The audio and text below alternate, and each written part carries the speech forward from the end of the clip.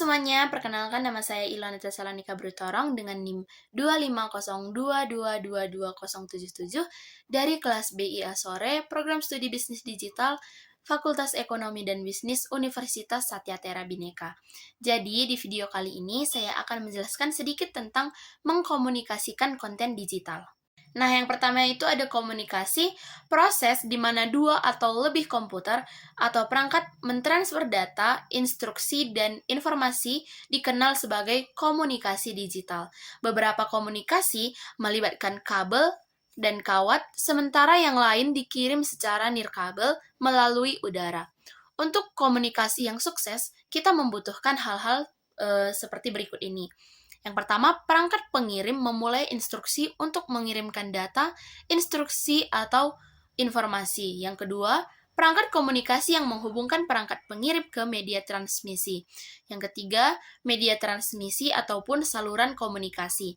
Yang keempat, perangkat penerima yang menerima transmisi data, instruksi, atau informasi. Selanjutnya itu ada jaringan. Jaringan adalah kumpulan komputer dan perangkat yang terhubung bersama melalui perangkat komunikasi dan media transmisi.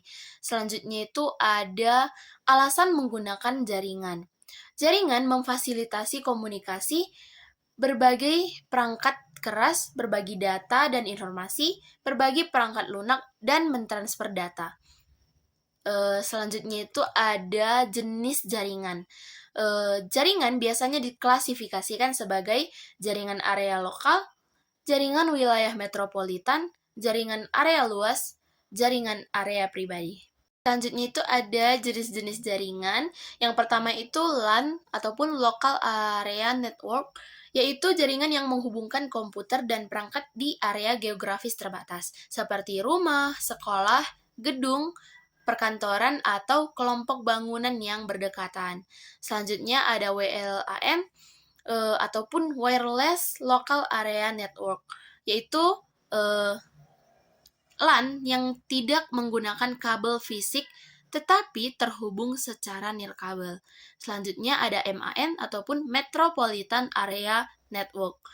Jaringan berkecepatan tinggi yang menghubungkan LAN di suatu wilayah metropolitan seperti kota besar atau kota kecil, dan menangani sebagian besar aktivitas komunikasi di wilayah tersebut. Selanjutnya itu ada WAN ataupun Wide Area Network. Adalah jaringan yang mencakup area geografis yang luas seperti kota, negara, atau dunia, menggunakan berbagai media transmisi kabel dan nirkabel. Selanjutnya ada PAN atau Personal Area Network. Adalah jaringan yang menghubungkan komputer dan perangkat di ruang kerja seseorang menggunakan teknologi kabel dan nirkabel. PAN dapat menghubungkan perangkat melalui router menggunakan kabel jaringan atau langsung menggunakan kabel USB khusus. PAN juga dapat menggunakan teknologi Bluetooth atau Wi-Fi. Nah, dan yang terakhir itu ada jaringan area tubuh ataupun Body Area Network ataupun BAN. Terkadang disebut juga jaringan sensor tubuh ataupun Body Sensor Network ataupun BSN adalah jenis PAN yang menghubungkan secara nirkabel sensor yang dikenakan, dibawa, ditanamkan, atau ditempelkan pada tubuh manusia. Nah, selanjutnya itu ada perangkat lunak komunikasi. Perangkat lunak komunikasi terdiri dari program dan aplikasi yang membantu pengguna untuk terhubung ke komputer lain, perangkat seluler atau jaringan, mengelola transmisi data, instruksi, dan informasi, dan menyediakan antarmuka bagi pengguna untuk berkomunikasi satu sama lain. Selanjutnya ada jaringan komunikasi standar dan protokol. Untuk mengurangi masalah ketidaksesuaian dan memastikan bahwa komponen perangkat keras dan perangkat lunak dapat diintegrasikan ke dalam jaringan apapun, berbagai organisasi seperti ANSI dan IEEE mengusulkan, mengembangkan, dan menyetujui standar jaringan. Standar jaringan menetapkan pedoman yang menentukan cara komputer mengakses media tempat mereka terhubung, jenis media yang digunakan, jenis kabel fisik, dan atau teknologi nirkabel yang digunakan. Standar yang menjelaskan karakteristik bagaimana dua perangkat berkomunikasi dalam sebuah jaringan disebut protokol. Selanjutnya ada saluran komunikasi. Saluran khusus adalah jenis koneksi fisik yang selalu aktif yang terjalin antara dua perangkat komunikasi. Nah, selanjutnya itu ada saluran khusus digital. Itu ada beberapa. Yang pertama, kabel. Jaringan televisi kabel menyediakan koneksi internet berkecepatan tinggi yang disebut layanan internet kabel.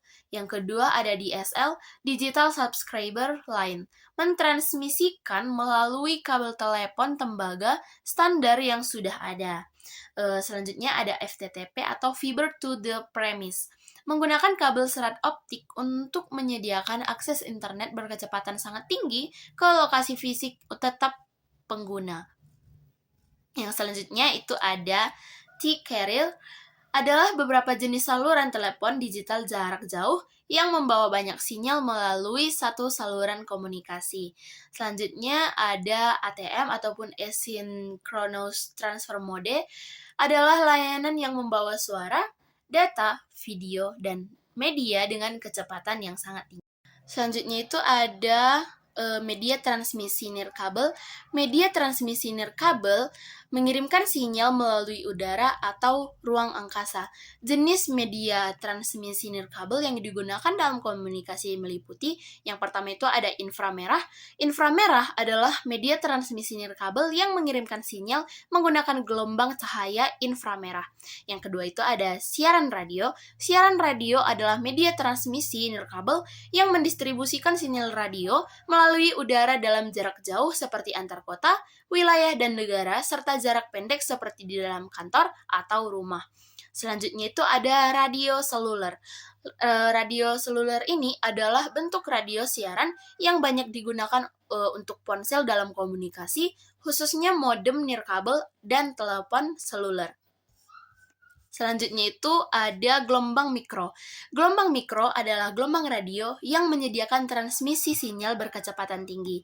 Transmisi gelombang mikro yang sering disebut nirkabel tetap melibatkan pengiriman sinyal dari satu stasiun gelombang mikro ke stasiun gelombang mikro lainnya. Selanjutnya itu ada satelit komunikasi. Satelit komunikasi adalah stasiun luar angkasa yang menerima sinyal gelombang mikro dari stasiun berbasis bumi, memperkuat sinyal tersebut, dan menyiarkan kembali sinyal tersebut ke area yang luas ke sejumlah stasiun berbasis bumi. Selanjutnya itu ada GPS. Dan ini adalah yang terakhir, adalah sistem navigasi yang terdiri dari satu atau lebih penerima berbasis bumi yang menerima dan menganalisis sinyal yang dikirim oleh satelit untuk menentukan lokasi geografis penerima.